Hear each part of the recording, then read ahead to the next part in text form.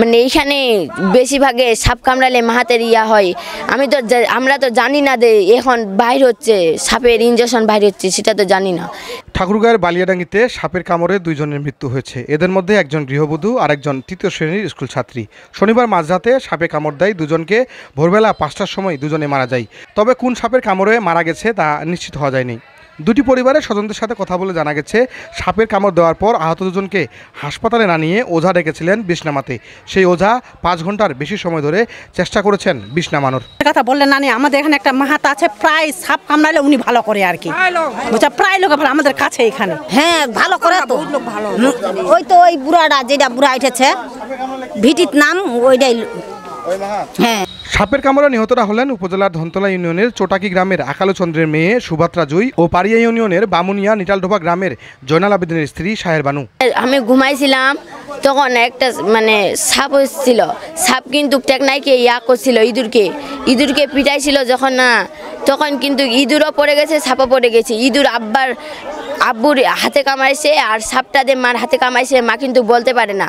আব্বুকে বলছে যে আমার হাতে কি জানি কামড়াইলে, উঠো তো, উঠে দেখছে যে সাপ। তখন সাপটাকে মানে ছড়ে 2টা কাঠি ঢুকাইছিল, আবার সাপটা ছিটকে পালাইছিল না। ছিটকে যখন পালাইছিল তখন আবারও সাপটা আসছিল, তখন মারে ফেলে দিয়ে সাপ দিয়ে কামড়াইছে। আম্মু বোঝে না যে আমাকে সাপ কামড়াইছে, তখন কাতি কচ্চাগুলো দিয়ে এভাবে ঘুষছে। তখন কিছু বুঝে না, ব্যথাও করে না, ঝনঝনায় না, কিছু করে না।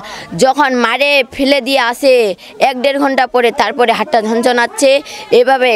তবে মাহাতকে ইয়া করছে, মাহাত আসে না। এত পানি কি বৃষ্টি কি আসবে, তখন আসে নাই, বৃষ্টির জন্য আসে নাই। তখন 7:30টার সময় আসছে, ঝাড়া ফুকা করছে, কিছু নাবে নাই। তখন বালিয়াডাঙ্গিতে গেছে, বালিয়াডাঙ্গিতে একদম দিনাজপুরে যাইতে যাইতে মারা গেছে।